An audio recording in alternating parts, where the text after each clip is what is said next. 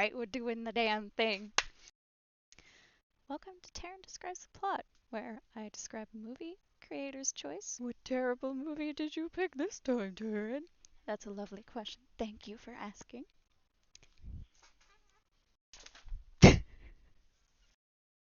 If you've never heard of this movie, if you know nothing of this movie, you better buckle in and get ready for the ride of your life.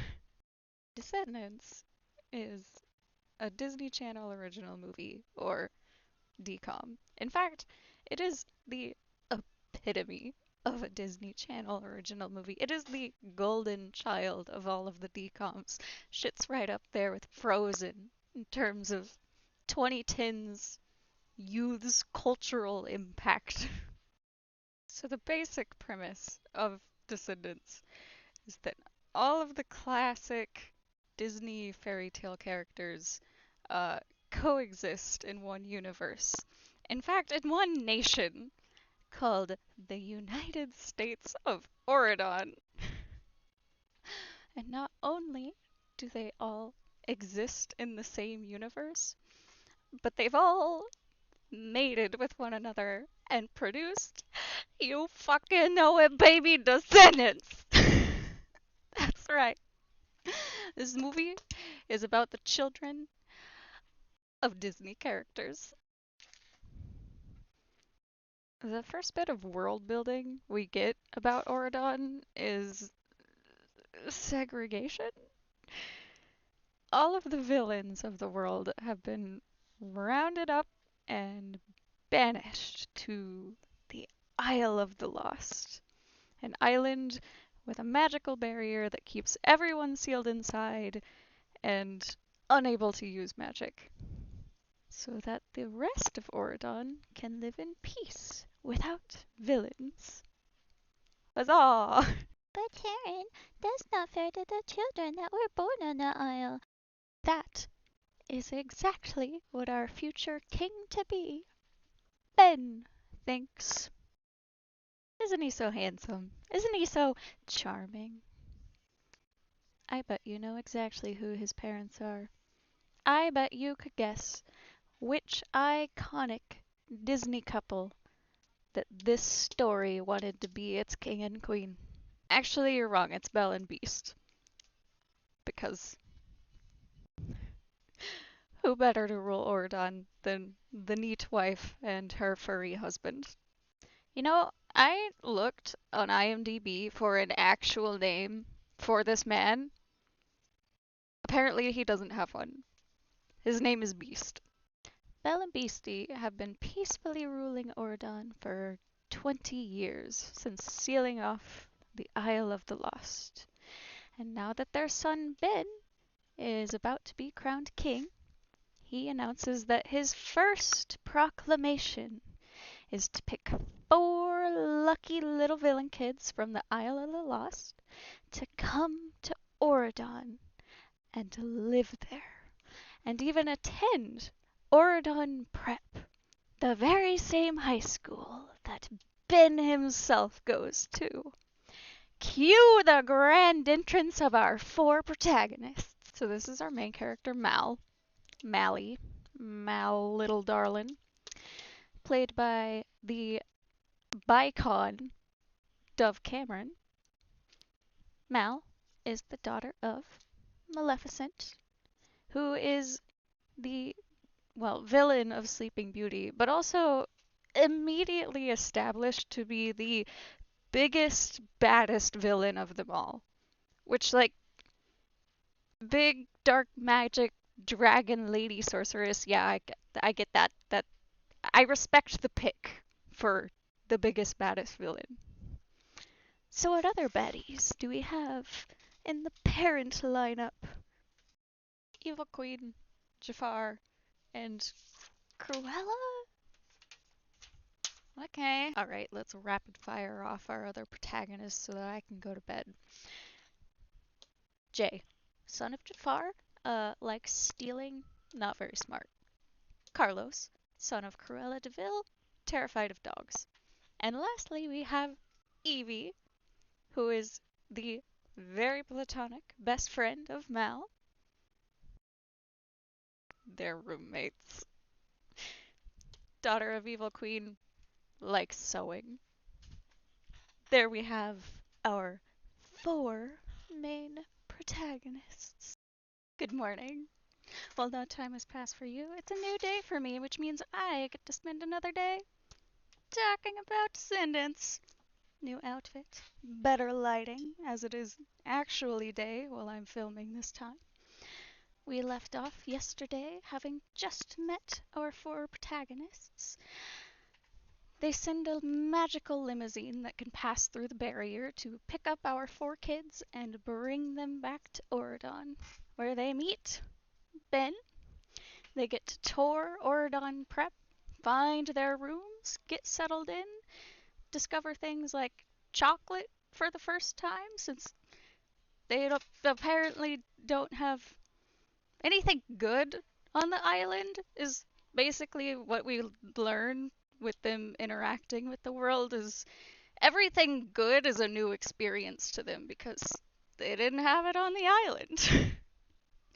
So obviously the parents still stuck on the island didn't get to come with their kids. They do, however, get to call their kids while they're away with magic video call. Maleficent, being the big naughty girl that she is, uses this as an opportunity to scheme with her daughter. They come up with a plan to try and get the headmaster's wand. Who's the headmaster, you ask? Fairy godmother. Yep, this bippity boppity bitch, who is weirdly a bad mother? Yes, you heard that right. Even the fairy godmother was getting it on with somebody in this universe because she too has a child. Everybody, meet Jane. Neglected, unpopular side character that couldn't even get a name derived from her parents like the rest of the cast. Maleficent, Mal, Evie, Evil Queen, Jade, you get it. This is Jane.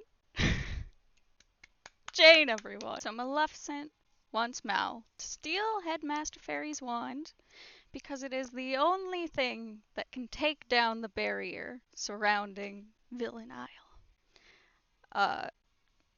Mal gets the wand, she can zap the barrier away. Maleficent and all the other villains can roam free and bring about the era of evil. Casual dark magic, torture, and puppy drowning can run rampant. Why wouldn't you want that? Mal? Huh? Doesn't that sound great? There's a whole song about it. So Mal rallies the other three, and they do make an attempt to try to steal the wand from a museum that it's being kept in. But for plot reasons, this doesn't work. So she's got to come up with something new. And Mal actually does come up with a pretty great new plan. But before we get into all that, let's talk about some side plots, shall we? Because what's a great movie without some character development? Fairy Godmother is on an ongoing quest to teach these four how to be good. Jay learns that he can channel all his villain negativity into sports. He becomes a lacrosse god. Sings a song about it.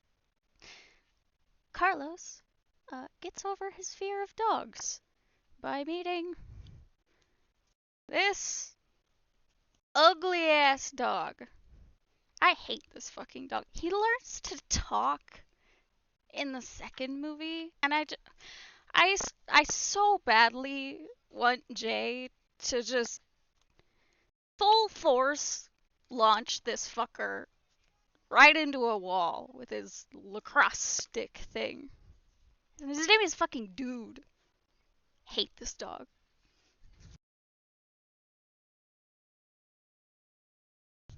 Evie has a slightly larger side plot. She's got this fantasy of marrying a prince and living in a castle. So when she meets this guy and learns that he is Cinderella and Prince Charming's son, she is immediately smitten with him. Any guesses to what this guy's name is? I kid you not, it's Chad. So, wanting to impress Chad and also feeling like she's not smart enough to just learn the material on her own, Evie cheats on her classwork using a little like magic mirror, like a pocket-sized magic mirror that she's just had the whole time, I guess. Uh, she uses it to Google it's Google. She uses it to Google answers. She cheats by Googling. Chad learns about this, and this bitch tattles on her and almost gets her not only expelled from Oridon Prep, but sent back to the little shithole island. The only reason that Evie does not get expelled for this is because the real Chad steps in. Doug. Doug offers to tutor Evie and pleads with the teacher, headmaster, school to give her another chance and just let her try and pass the next test on her own after he tutors her. Uh, it works. He tutors her, she passes, she gains self confidence, and Doug is very proud of her too. He's all, I knew the whole time you could do it. He obviously has a big crush on her, and they end up making out about it. But no amount of making out with Doug will convince me that Evie isn't extremely gay for Mal. Their on screen chemistry is. Ladies. By the way, I bet you're wondering who Doug's respective Disney parent is. Any guesses? Dopey the Dwarf. That tops my number 1 spot on the who the fuck procreated with this character list. Something of note is that Mal has this little spell book that was passed down from Maleficent to her that she's brought with her to the Isle. One of her early attempts at trying to get to the wand is to befriend Jane, daughter of Fairy Godmother, so that she can get close to the wand in that way. To do this, she uses her little spell book to cast a spell on Jane that gives her cool hair. Because Jane is unpopular and so ugly with her hair. But now she has cool hair that Mal gave her, and she's cool just like Mal. So she gets so popular. Uh, that getting close to Jane in this way doesn't actually help Mal at all with getting closer to the wand. Jane ends up being useless. And also, after she gets popular, Mal at one point overhears her talking about, oh, those villain kids they're skeezy. I don't know if we should trust them. I I wouldn't get near them if I heard they're stinky. And so Mal just fucking undoes the cool hair spell on her just as a fuck you. Lamau. Also, Mulan's daughter exists. Her name is Lonnie, so that's cute. She has barely any speaking roles and absolutely no plot relevance, But if Dude gets a spot on the board, so does Lonnie, damn it. The last character we will be adding to our board is Audrey, Ben's girlfriend. Audrey is the daughter of Princess Aurora and Prince Philip. Obviously, Mal's mom kinda sorta tried to put a curse on Audrey's mom in an attempt to make her sleep forever, so awkward. Awkward. There's tension between the two. And, to make matters worse, Mal and Ben getting a little flirty. Just a tad. Now that we are all caught up with our side stories and all of our characters are on the board, let's check in with the main plot. Mal has learned some new information that will help her get closer to the wand. Apparently, as the word on the street goes, Fairy Godmother is gonna pull out the old zapper at the upcoming king's coronation. Could this be a chance for Mal to finally get close to the wand and take it? No, you silly goose. This is the king's coronation we're talking about. The entire nation is going to be at this thing. Mal and her gang are probably going to end up at the back of the giant crowd that's going to be there. What were you thinking? But Finn's girlfriend is going to be able to sit in the front row right next to the fairy godmother. New plan! Mal uses her spellbook to create a love potion. She bakes that shit right into some cookies that she gives to Ben, and bam! Ben's in love with Mal. Move over, Audrey! Ben's got a new girlfriend! You would legitimately think that Ben already being in a relationship with Audrey at the beginning of this movie would be a bigger plot point, but it's just not.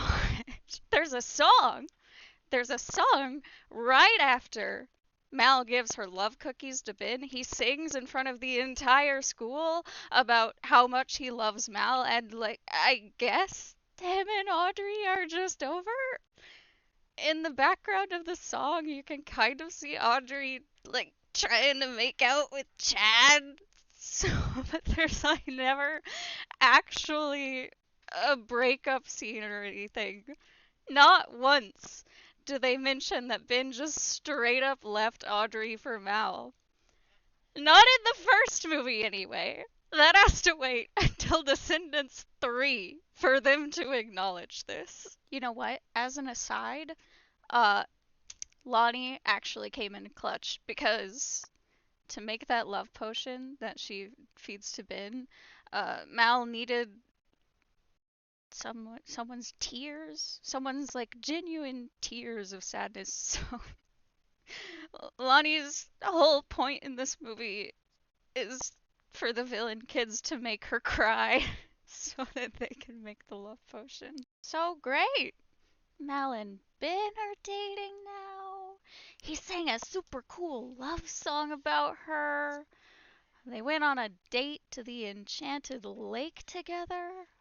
And Mal is all prepared to get that wand during the coronation that's right around the corner. Skip to Coronation Day! Mal, from the beginning, has been questioning if she really wants to be evil. She'll still go through with getting the wand and freeing her mom and all the other villains and shit. Don't worry. But she does decide that after all of that, she will be giving the antidote to Ben for the love potion because cursing him to be in love with her is just mean. It's just a little too mean for her. To Coronation Day, Ben and Mel, in a fancy carriage, riding on their way to the palace where the coronation will take place. Who knows where the other three are at this point? Fuck them at this point. Mal's the only protagonist we need. During the ride, Mal has the antidote with her. She's baked it into a little muffin that she's just got sitting in her lap, and she's planning on giving it to Ben. I guess after shit hits the fan at some point. I don't know how she's planning to do that after freeing her mom and unleashing the era of evil. But I'm sure she has a plan for getting that muffin to him. Whatever Mal's actual plan to get this muffin to Ben doesn't end up mattering because during the carriage ride and in the midst of chatting together, Ben just fucking grabs and eats the muffin right out of her damn lap. My boy was hungry. Mal freaks out because, wait, I still need him to be in love with me and perhaps not realize that I drugged him so that I can stay under the radar and complete my plan.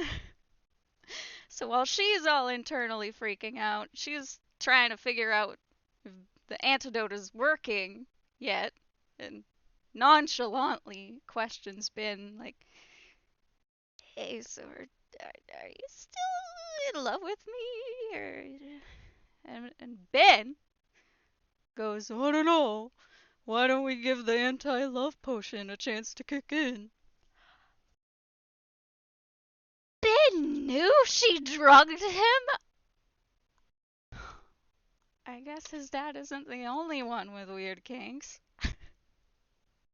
You remember earlier when I very briefly skimmed over the fact that these two had gone on a date to the Enchanted Lake? Probably not, because I glossed over it real quick. Apparently, when Ben went swimming in the lake, it washed away the love potion curse that Mal had put on him because it's an enchanted lake. Of course, it's filled with enchanted water with curse breaking powers. Don't you know? This man is so in love with Mal.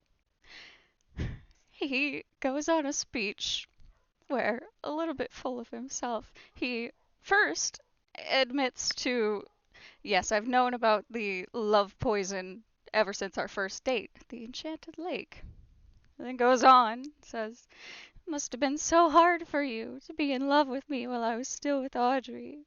The only way I could ever fall in love with a villain kid was if you poisoned me. I understand. I get it. And I'm into it. That's right, baby girl. I love you for real. He is so into her. They get to the coronation. Ben is being kinged. Fairy godmother whips out her wand. And the wand is grabbed right out of that fairy bitch's hands by none other than Jane Godmother.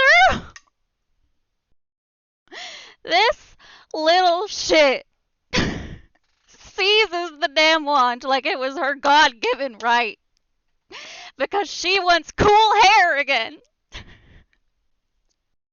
Mal took it away, and Mal is so evil because she wouldn't let dumbass little Jane Godmother keep her cool hair.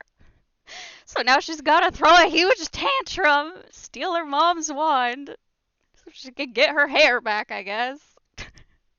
What a twist. So in the kerfuffle of everyone trying to get the wand back from Jane, these dumbasses end up accidentally taking down the barrier just long enough so that Maleficent can teleport in, freeze time, and go rampage dragon mode for all of 3 seconds.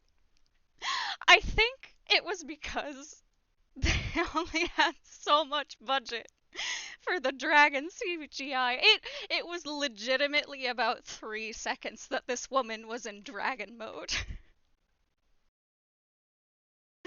Also, that Mal and oh, look, the other three protagonists are back for the ending. Also, that Mal and her friends can defeat her with the power of friendship. That's right. Our four dumbasses decided that it's not cool to be evil and they want to stay in Oradon and be good. Fuck their parents, they deserve to live shithole island. Mal literally uses the wand to transform her mother into a lizard that she keeps as a pet for the rest of the franchise. And then they have a dance party and the movie ends. This entire sequence, from Jane grabbing the wand to dragon mode Maleficent to defeating her with the power of friendship, everything that happens there happens in about 5 minutes of this film. And it just ends. So, on to Descendants 2, I guess. By the ending, the movie also wants you to believe that Mel and Ben are super in love and gonna spend eternity together, but Evie and Mal, gay roommates.